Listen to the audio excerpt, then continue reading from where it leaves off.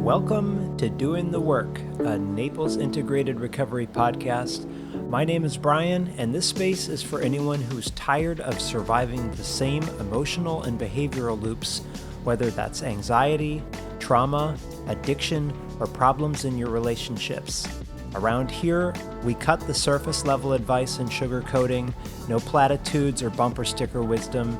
We focus on clarity, responsibility, emotional discipline, and the courage to look at yourself honestly so that you can stop repeating old patterns and start living with intention instead of reaction. Let's get into it. Well, today may be a kind of uncomfortable topic. A lot of people are very uncomfortable talking about sex, and what's interesting about that is that, like, socially there's a stigma that it's awkward or invasive or not appropriate, but in the therapy room the opposite is true. Most of my clients are usually waiting for someone just to open the door, and they are very relieved when I broach the topic. Many people are carrying a lot of questions, resentment, confusion, and shame for years, and nobody's giving them permission to say it out loud. And I see this over and over with couples that normally, when I get to a point that I have separated them and I meet each of them just once or twice, they have a lot that they want to say in their individual, and it's usually around desire that has gone quiet, needs that feel unsafe to name, and rules that they never agreed to. So this topic is uncomfortable on purpose, not to provoke, but to stop avoiding, because that's not protecting anybody's relationship. And so we're going to talk about silence and the real damage. A lot of people grow up with a fairly simple story about what makes a relationship healthy. You commit, you stay loyal, you communicate with each other, you don't cross certain lines, and sex is assumed to work itself out as long as the emotional bond is strong and both people are doing their part or they're trying. And then, when sex stops working or starts to feel tense, awkward, asymmetrical, then the problem gets framed as like a compatibility or effort issue. Like maybe someone's not trying hard enough, or something has changed, or that somebody is selfish or immature. And what rarely gets examined is something a little bit more corrosive, and that is silence. Relationships don't fail because people want too much. They fail because desire becomes something that can't be spoken about honestly without destabilizing the relationship. And once that happens, sex stops being a shared space, and instead it turns into a landmine. Now, if you didn't get an opportunity to listen to the podcast on impermanence, that's kind of an important piece of all of this. So go back and make sure that you understand impermanence first, that nothing is permanent. We are not fixed states. We're not fixed beings. We're always evolving, and the same goes with relationships. People change, bodies change, stress reshapes your desire, trauma can rewire arousal, aging alters your sensation and interest, and none of this is controversial. What is controversial is acknowledging that sexual agreements that couples implicitly made early on in their relationship don't evolve alongside of those other changes.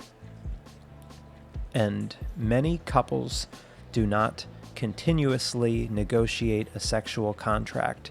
They inherit one. Monogamy is assumed, and desire alignment is expected. And these details are often vague, with rules that feel absolute, and then once these rules are in place, revisiting them is dangerous. Like, raising even a question means something is wrong with the relationship. And this is coming from so many clinical hours of individuals sitting with me and saying that they want and need all of these things in their relationship, but my partner can't hear it. She would leave me if she knew this, or that they just can't, that it will shatter the other person if they even bring the conversation up. And that's where silence is really doing a lot of its work. When desire shifts and then there's no room to talk about it safely, curiosity doesn't disappear, it goes underground. People stop asking questions, they start minimizing their wants, and then they manage themselves internally. And over time, this creates a split between your relational self that is responsible, loyal, committed, and your sexual self that might be frustrated, curious, or disengaged. And that split is unstable. This is where you see affairs, secret porn use, emotional entanglements, and compulsive behaviors. They don't result from someone who stopped caring. They emerged because parts of desire no longer have a legitimate place inside the relationship. And when speaking honestly feels like it could cause collapse, secrecy feels like a safer option for people. This is why a lot of them say, I didn't want to hurt them, even though they're doing something that is clearly causing harm. This silence is not motivated by malice, it's motivated by fear. Technology has made acting on hidden desire easier, but it didn't create the desire. Dating apps, social media, and porn did not invent dissatisfaction in your relationship. What they do is they reduce friction once the dissatisfaction is already present. The deeper issue isn't access, it's the absence of relational space to talk openly about your wants, fantasy, boredom, and change without the conversation turning existential. And a lot of people think that they're protecting their relationship by avoiding these discussions, but in reality, they're protecting the structure at the expense of truth.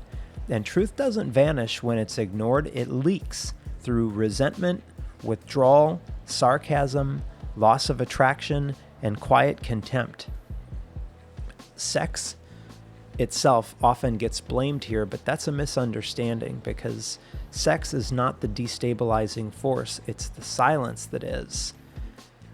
Sex can be a very powerfully regulatory system for humans. It affects your mood, bonding, self-worth, and your nervous system. It's embodied, relational, and deeply tied to attachment. And if sex becomes unspoken or overly regulated or treated as something that must behave correctly in order to keep a relationship intact, it stops functioning as connection and then it starts functioning as pressure.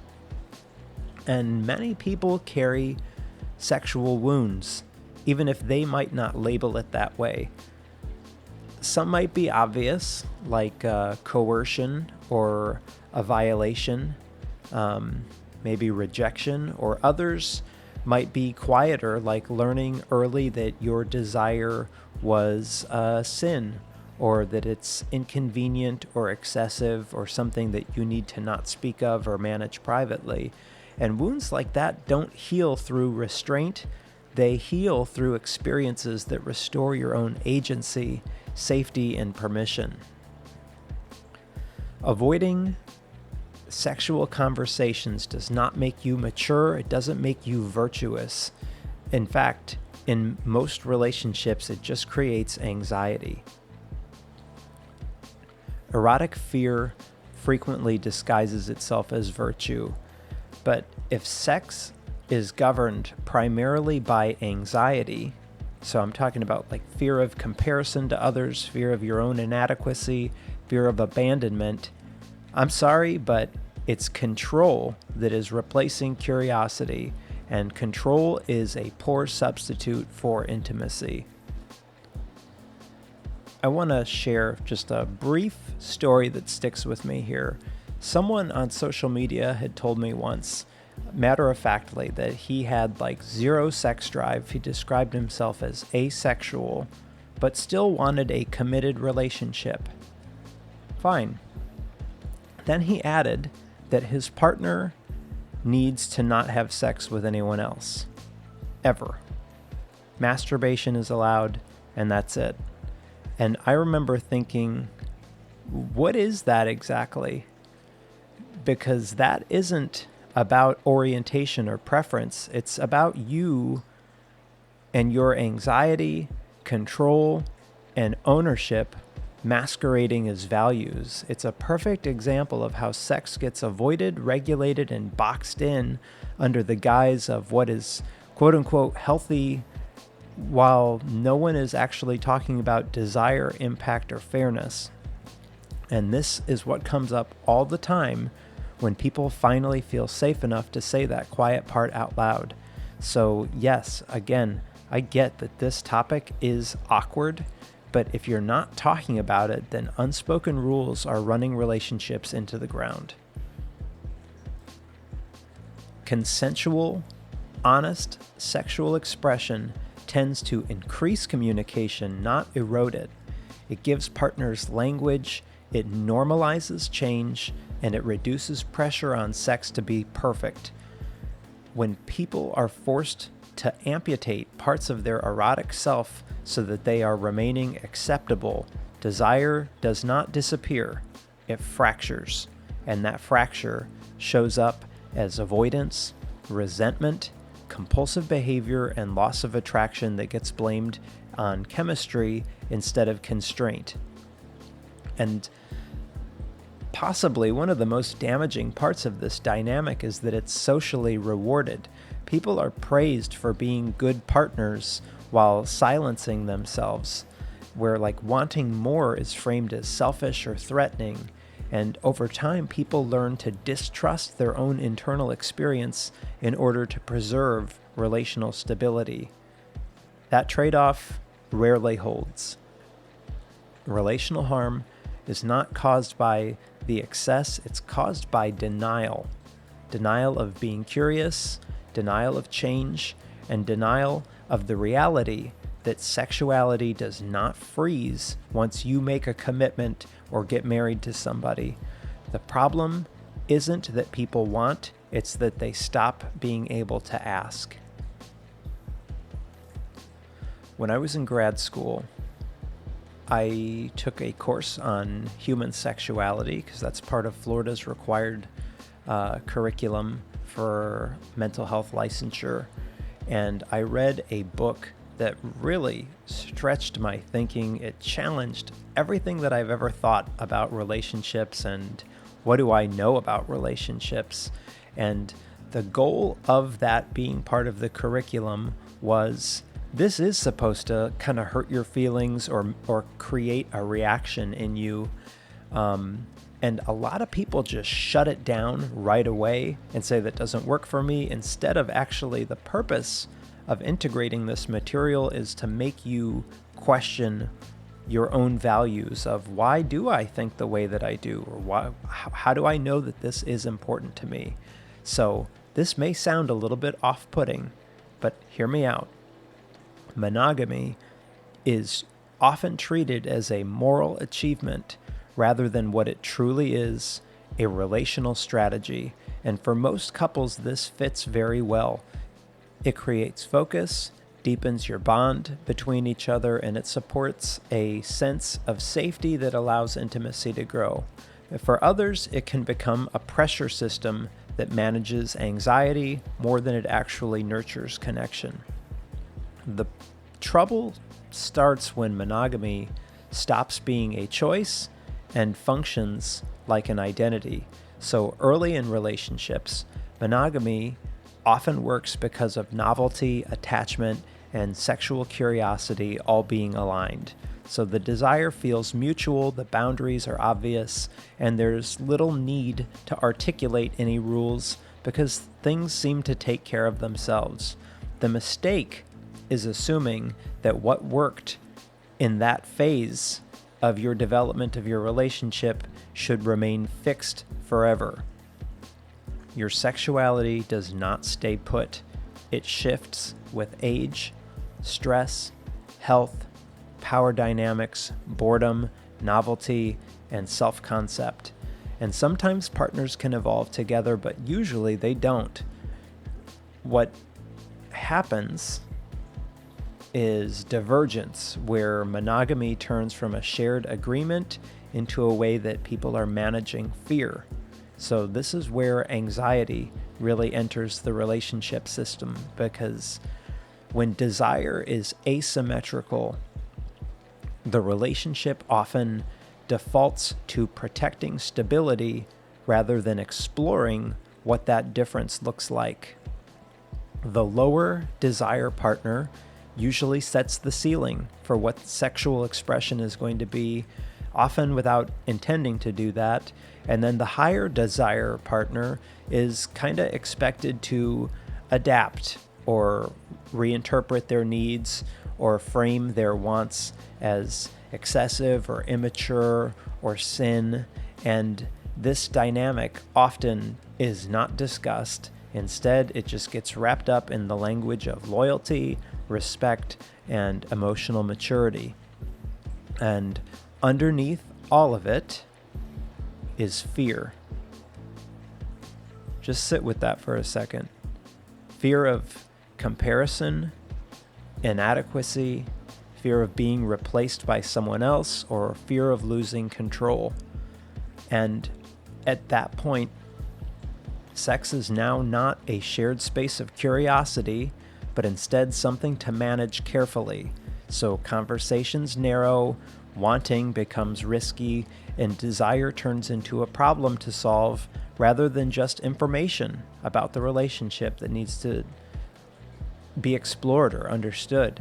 And when sexuality is governed by anxiety, intimacy does not increase. Instead, it does the opposite. So this is where the line between commitment and ownership can blur, because commitment is about choice and responsibility. Ownership implies entitlement. I can recall some person that I'll not name that forbid a partner to ever watch pornography. Oh, that sounds like ownership to me. And in a healthy relationship, partners choose each other while recognizing that the other person's internal life, including their fantasies, their arousal patterns, and private desires, remains their own. When anxiety is high, that distinction erodes. A partner's desire becomes something for the other one to monitor, reassure against, or contain. And solo sexuality is where this tension shows up most frequently in a lot of the couples that I work with. So I'm talking about masturbation. And fantasy and private erotic life frequently get treated as relational threats rather than normal expressions of autonomy. And so what happens is privacy becomes secrecy, self-regulation becomes mistaken for withdrawal, and what's actually happening is an attempt to manage insecurity by narrowing what is quote-unquote acceptable desire. This does not make relationships safer, it makes them smaller. If people feel that they cannot be honest about their own internal experience without destabilizing the bond, they stop being honest, not because they are deceptive, but because the cost feels too high. So silence becomes the price of stability, and over time, that silence unquestionably will erode trust far more reliably than openness ever could. This is why infidelity so often follows long periods of sexual quiet rather than overt conflict. Cheating is almost never the first rupture. It's preceded by years of unspoken tension, unmet needs, and careful self-censorship. And the betrayal is real for the partner that gets hurt, but it's not the root of the problem. It's a symptom of a system that no longer had room for what the truth was. Now, opening a relationship is sometimes raised as a solution at this stage, and it's important to be clear about what that is and what it isn't, because opening a relationship does not fix relational dysfunction. In fact, it just exposes it. Couples with strong trust, communication, and ability to self-regulate may be able to renegotiate their sexual boundaries without destabilizing their bond. But couples without those foundations tend to amplify anxiety rather than relieve it. So, in other words, the structure doesn't create the health, the relationship does.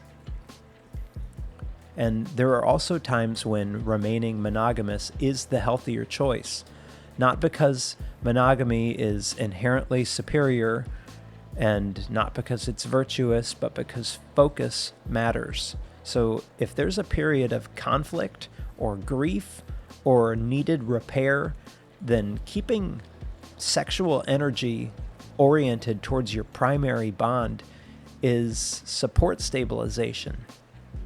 Sexual novelty without safety can function as avoidance rather than exploration. Promiscuity sits on the opposite moral pole, and it is misunderstood because it's often framed as intimacy, avoidance, or emotional immaturity, and sometimes that can be accurate. Other times, promiscuity functions as learning. Sexual experience can teach boundaries, communication, consent, and self-knowledge. What determines if it is regulating or destabilizing isn't the quantity, it's integration. Anxiety around promiscuity is culturally reinforced and gendered. Desire, especially when it's confident or unapologetic, can be treated with suspicion. But sexual curiosity is tolerated only if it is justified by attachment. That doesn't protect intimacy, it limits your agency. This same anxiety-driven logic shows up in a lot of conversations about pornography. For many people, porn can function as a private, erotic space in a sexually restrictive culture. It allows fantasy without negotiation, and exploration without relational consequences. I'm not saying that that makes it harmless or perfect, but it explains its appeal. And the real issue isn't arousal, it's the absence of sexual literacy. If people lack language, education, and permission to talk about desire, then fantasy becomes something to hide rather than to integrate. Shame combined with ignorance is what produces secrecy, and secrecy is what produces distance. So, monogamy, promiscuity, and porn are not moral categories, they're strategies. And when treated as absolutes, they become tools of control. But if they are treated as choices, then they can become workable. What destabilizes relationships is not sex. It's unspoken rules, unmanaged anxiety, and confusion between choosing someone and owning their desire. Now, if there is a single thread that runs through most of the sexual ruptures that I have seen in long-term relationships, it's not excess, it's avoidance. And not even saying avoiding sex, but avoiding the conversation, especially the ones that might be uncomfortable or might include change or comparison. People often assume that stability comes from just being in perfect agreement or alignment, and I think that seldom is that the perfect case. I kind of think, like, a lot of times one person in a couple will say, this is what we do with our sex life and it's good, and then kind of look at the other person like, right, honey? And the other one's like, yeah, yeah, I'm totally happy. I don't want to rock the boat at all. You think it's the same story when I separate them? No. In practice, stability in relationships comes from your ability to tolerate difference. The ability to stay connected while not being perfectly aligned. The ability to hear something unsettling without turning it into a verdict about the relationship. And sex is where tolerance can be tested the most.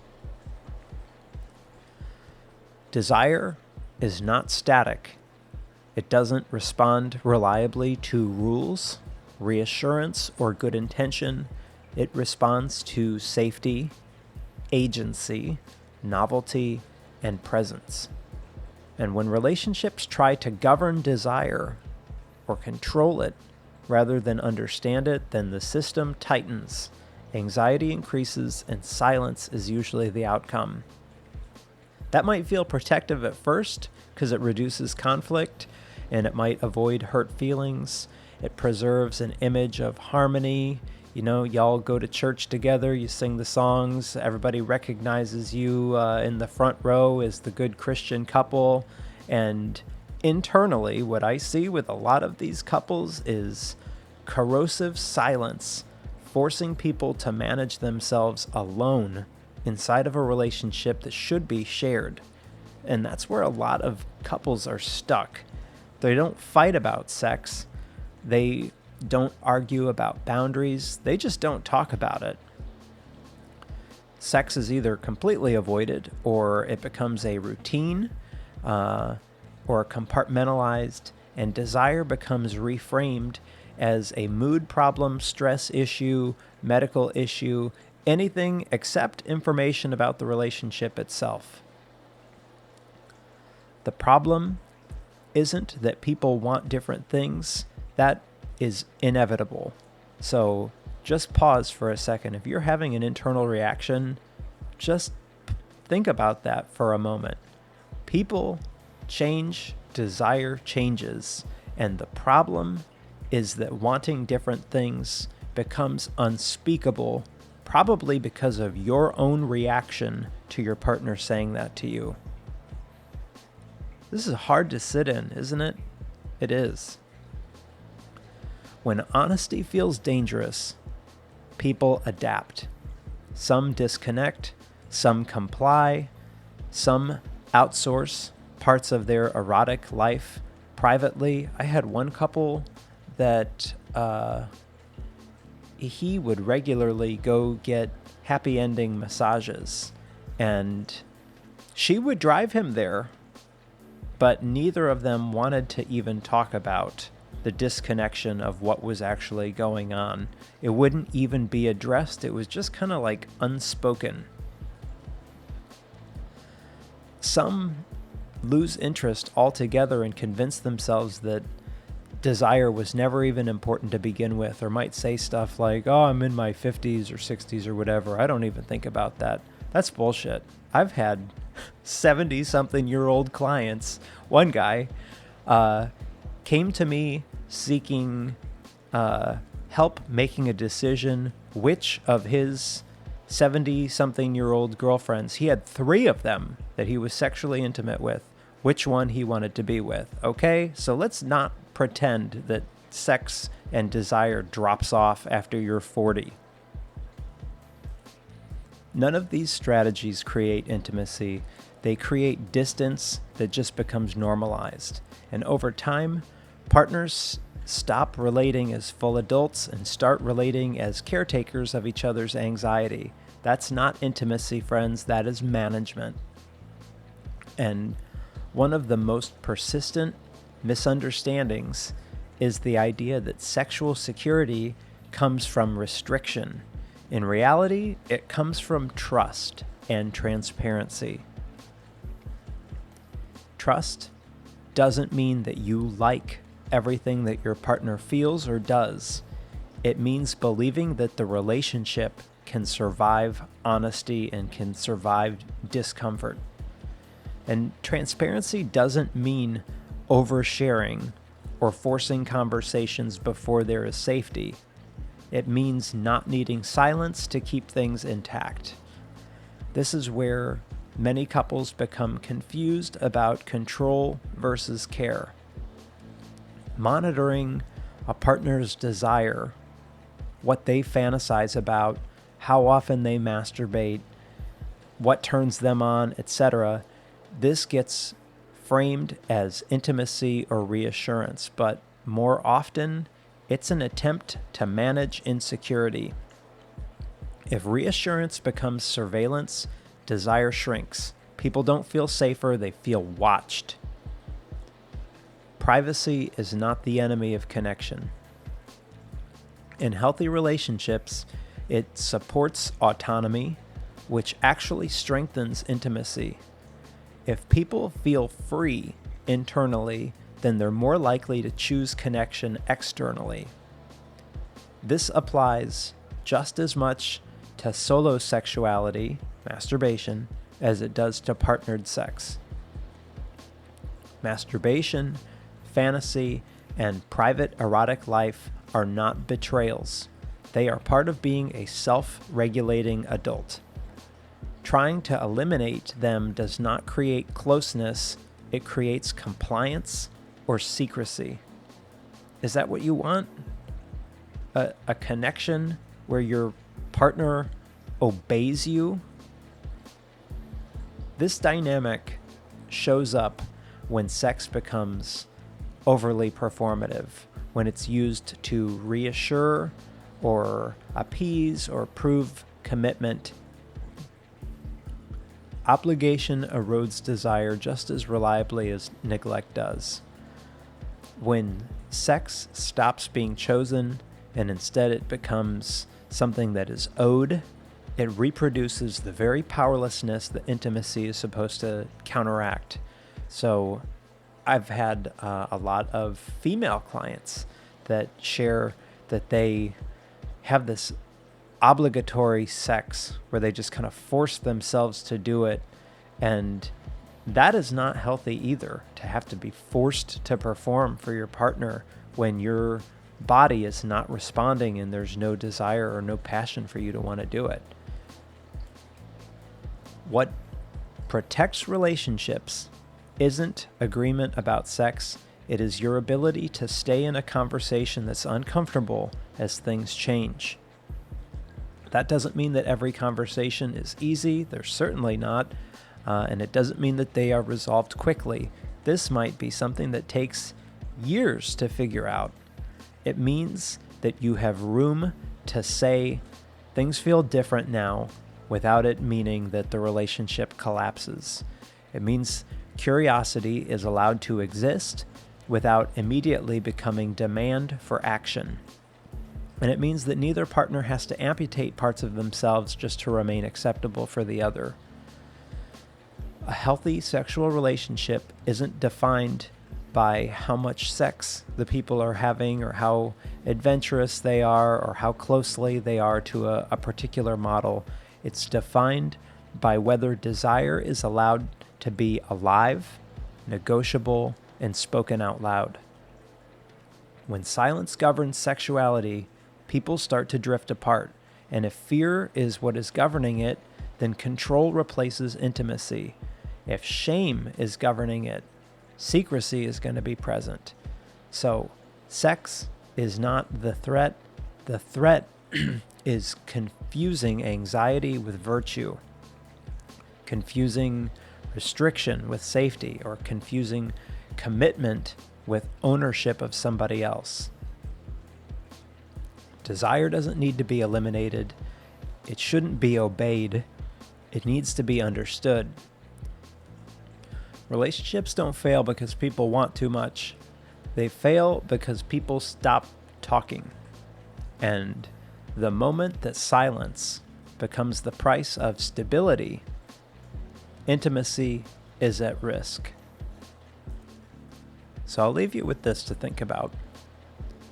Is there a part of your desire that you have learned to manage privately instead of risking an honest conversation about? Or, if you're being honest, are the sexual rules in your relationship protecting the connection or protecting somebody else's anxiety? Sit on that. That's doing the work. Thanks for spending the time with me. If you found this episode helpful, please share it with somebody who may need to hear it. Be kind to yourself. Be kind to others around you. Remember that we're all doing the best that we can with the tools that we currently have, and we are all capable of growing past them. If you'd like to reach out or connect, send me an email, brian@naplesintegratedrecovery.com. I hope to hear from you there. And in the meantime, thanks again for listening, and I'll see you on the next one.